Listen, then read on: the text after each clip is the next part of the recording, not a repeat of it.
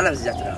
Saya Rai Mikael, kru TVBSS Lunsa SSN Perlis melaporkan di Stadium Syed Putra Zaman Lulai sempena sambutan Hari Sukan Negara berlangsung pada 10 Oktober 2025.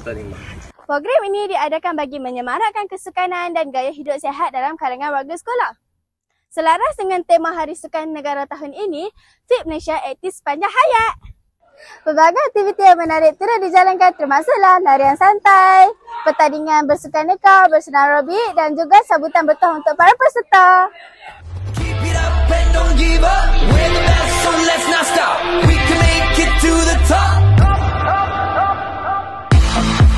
Melangkah dengan gagah menuju medan wira, semangat yakinkan menyala. Oh, bersama mencapai cita-cita, usaha dan berjaya demi nama Malaysia.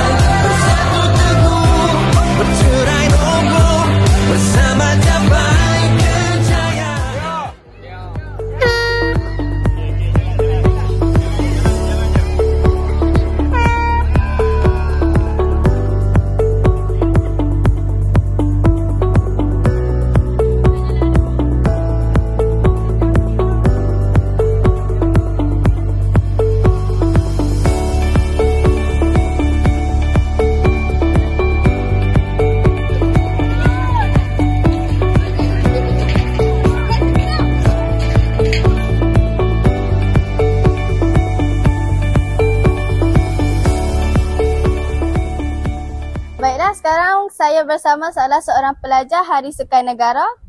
Boleh abang memperkenalkan diri dan tingkatan berapa? Okey, Assalamualaikum warahmatullahi wabarakatuh. Nama saya Muhammad Haris Dania bin Anwar dari tingkatan 6. Baiklah abang, apa aktiviti yang paling abang suka untuk hari ini? Aktiviti yang paling abang suka adalah senam aerobik. Wah, bagus. Apa harapan abang untuk tahun hadapan? Harapan abang untuk tahun depan, semoga Hari Sukan Negara lagi meriah pada tahun ni. Assalamualaikum Ustaz. Waalaikumsalam Rayyan. Boleh Ustaz perkenalkan diri dan apa jawatan Ustaz di sekolah ni? Boleh. Terima kasih banyak Nak Murid yang hebat. Saya Ustaz Nur Yusri bin Mansur, selaku Guru Pendidikan Islam di sini dan juga Ketua Panitia Pendidikan Islam yang baru dilantik lah. Okey. Okey Ustaz, apa tujuan pada sambutan Hari Sukan Negara Hari Sukan Negara ni? Tujuan diadakan sambutan Hari Sukan Negara ni ialah untuk melahirkan ataupun menimbulkan semangat kesukanan, melahirkan rakyat Malaysia yang cergas. Bukan sekadar kita berada di dalam kelas, tapi kita di luar kelas. So macam jadi sihat minda dan sihat minda, fizikal, jasmani, emosi, rohani. Ya.